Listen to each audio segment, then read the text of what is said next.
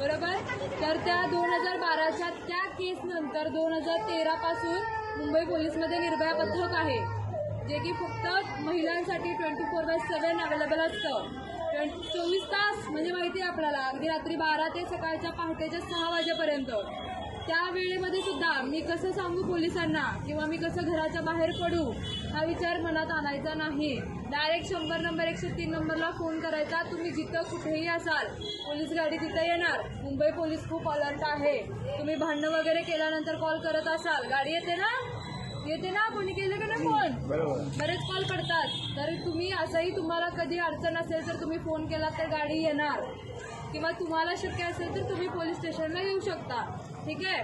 तर आता तुम्हाला मी थोडक्यात एक केसेस सांगते आणि त्याचे लॉ पण सांगते की आपल्यासाठी IPC मध्ये काय काय प्रोव्हिजन केलेले आहेत.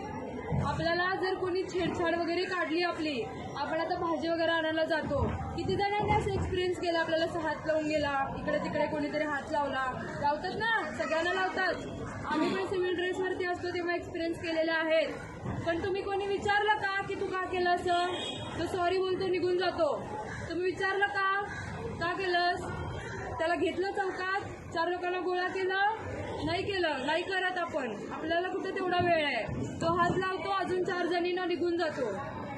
मग आपण त्याला सोडून द्यायचं असंच? तुम्ही जोपर्यंत त्याला घेऊन येणार नाही, हे प्रमाण कमी होईल का? मला तुम्ही सांगा, प्रमाण कमी होईल का? नाही होणार.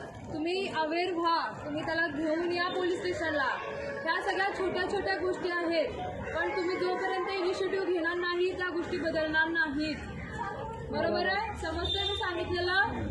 त्यामुळे जर असं कधी वाटलं की कोणीतरी मुद्दाम आपल्याला हात लावलेला आहे, मुद्दाम आपल्याकडे सारखं सारखं बघतो आहे, घेऊन यायचं त्याला, चल म्हणायचं पोलीस स्टेशनला.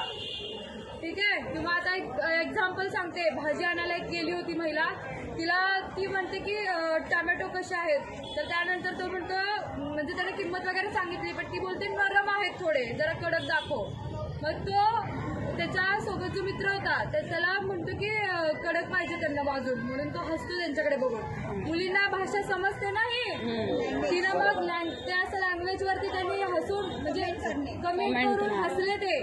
तिनं सरळ त्याला घेऊन आली पोलीस स्टेशनला. त्याला बघितलं आम्ही काय करायचं ते. मग ह्या छोट्या छोट्या गोष्टी आहेत, जोपर्यंत तुम्ही पुढाकार घेणार नाही हे प्रमाण कमी होणार नाही.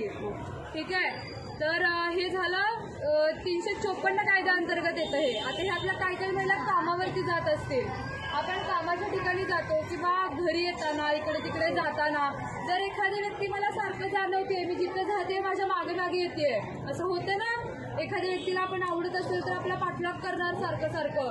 खास करून मुली ज्या 15 ते 20 वर्षाच्या वगैरे आहेत, सारखं त्यांच्या मागे मागे जायचं तर छान दिसते म्हणून, किंवा तिला बोलण्याचा प्रयत्न करायचा, तू छान दिसतेस, तुझ्याशी मैत्री करायची आहे.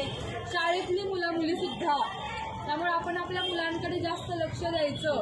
ते घरी आल्यानंतर काय काय करतात आणि त्यांची संगत कशी आहे, ते कोणाकोणाच्या सोबत असतात, त्यांचं फ्रेंड सर्कल कुठलं आहे. बरोबर आहे? पटतंय मी सांगितलेलं?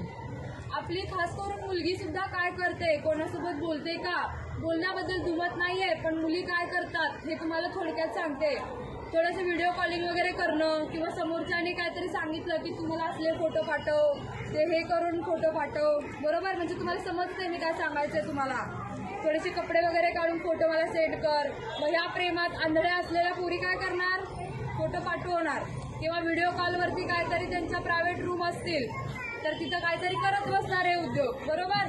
स्क्रीनशॉट मारायला किती वेळ लागतो व्हिडिओ कॉल केल्यावर?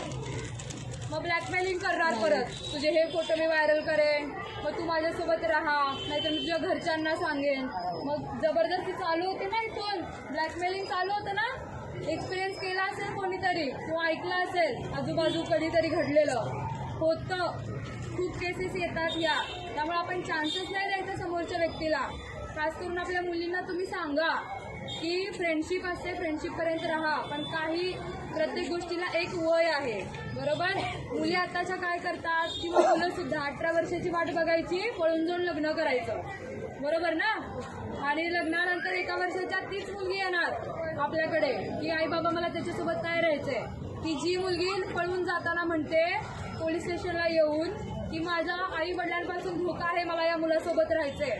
बरोबर? असेच करतात मुली. मुली. मला आई वडिलांसोबत नाही राहायचंय, मला ह्या मुलासोबत राहायचंय. आम्ही बघितलेलं आहे असं येऊन स्टेटमेंट देतात. आणि मला आणि माझ्या नवऱ्याला माझ्या आई वडिलांपासून धोका आहे. ज्या आई वडिलांनी तुम्हाला जन्म दिला, मोठं केलं, त्यांच्यापासून तुम्ही धोका आहे म्हणून सांगता. आणि 1 वर्षाच्या त्याच येणार की हा शिवीगाळ करतो, मारहाण करतो, मला याच्यासोबत राहायचं नाहीये. बरोबर? हे कशामुळे घडतं सगळं? मॅच्युरिटी नसते, आयुष्य बरबाद करून घेतलं. बरोबर? त्यामुळं मुलींना सांगायचं की तू जोपर्यंत स्वतःच्या पायावरती उभी राहत नाही, तुला लव्ह मॅरेज करायचं आहे ना, आम्ही करून देतो, पण तू स्वतःच्या पायावरती उभी राहा.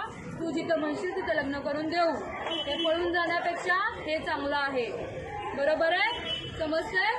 तर ह्या गोष्टी आहेत, थोड्या थोड्या तुम्ही लक्ष द्या.